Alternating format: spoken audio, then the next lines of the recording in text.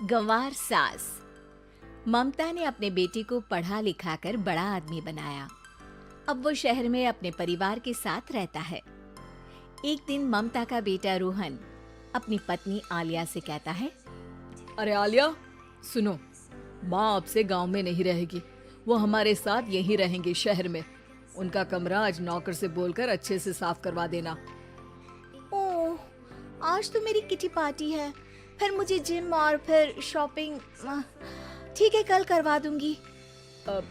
अच्छा, लेकिन माँ के सामने ये कपड़े नहीं चलेंगे। हाँ, तुम्हें साड़ी या सूट पहनना होगा। अरे बिल्कुल भी नहीं।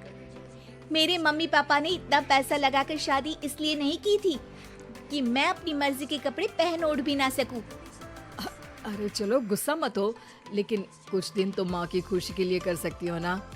लेकिन आलिया मानती नहीं। माँ आती है सिंपल सी साड़ी, झोला और चप्पल पहनकर।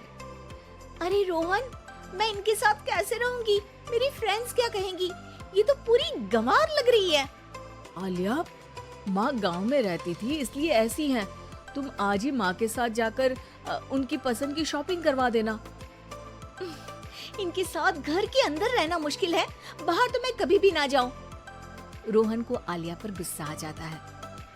माँ, ओ माँ। हाँ बेटा।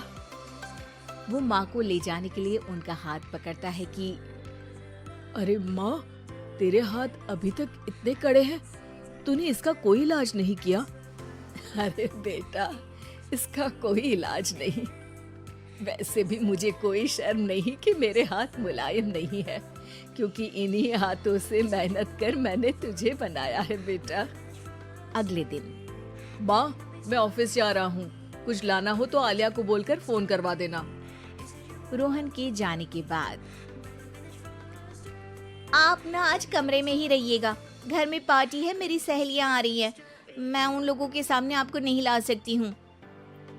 ठीक है बहू, लेकिन तुम कहो तो मैं कुछ खाने को बना दूं तुम लोगों की पार्टी के लिए। वो लोग सिर्फ कॉन्टिनेंटल या थाई फूड ही खाते हैं। कोई बात नहीं, कभी इंडियन खिलाने वाला कोई मिला नहीं होगा ना। मैं बनाकर कमरे में चली जाऊंगी। जैसे आपकी मर्जी। आलिया के घर उसकी दोस्त आती हैं, पार्टी होती है। अरे वाह आलिया, ये क्या है खाने में? बड़ा ही स्वादिष्ट है यार, इसकी रेसिपी मुझे चाहिए। हाँ, और ये दाल, ओ माय गॉड, मैंने तो किसी 5 स्टार में भी ऐसी दाल नहीं खाई है। यार तू कुक को यहाँ बुलाना। अब आलिया घबरा जाती है। हाँ हाँ, क्यों नहीं? माँ जी जरा बाहर आइए। आलिया की सास सिंपल सी साड़ी और गांव के अंदाज में आती है। अरे बहू, क्या हुआ? खाना पसंद नहीं आया क्या? बहू? अरे ये गांव से दिखने वाली औरत तुम्हें बहू क्यों बोल रही है? कौन है ये? वो हमारी नई नौकरानी है। सास बहू की बात सुनकर बहुत दुखी हो जाती है। वो सर झुकाकर जा ही रही होती है कि एक सहेली बोल पड़ती है। अरे कहाँ जा रही हैं माँ जी? वो उठकर उनके पैर छूती है। जीती रहो बेटा। क्या है ना, आपकी शक्ल बिल्कुल मेरी माँ जैसी है। पता है आलिया, मैं शहर पढ़ने आई और फिर शहरी हो गई, लेकिन मेरे माँ पापा तो आज भी गांव में रहते हैं, बिल्कुल इनके जैसे ही हैं। अब यहाँ बैठिए ना आंटी, आप सच में बड़ी खूबसूरत है और आपके हाथ का खाना तो लाजवाब है। काश ये मेरी सास होती।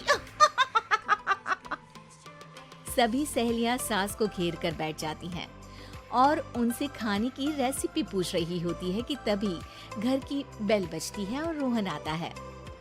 अरे क्या बात है, आज आप लोग हमारे घर में? और ये लोग तो मुझे आलिया से ज्यादा माँ की सहेलियां लग रही हैं। क्या ये आपकी माँ है? लेकिन आलिया ने तो कहा कि ये उनकी नौकरानी है और इन्होंने भी नहीं बताया। वो नहीं बताएंगी, क्योंकि उनके लिए बच्चों की इज्जत और उनकी खुशी सबसे पहले है।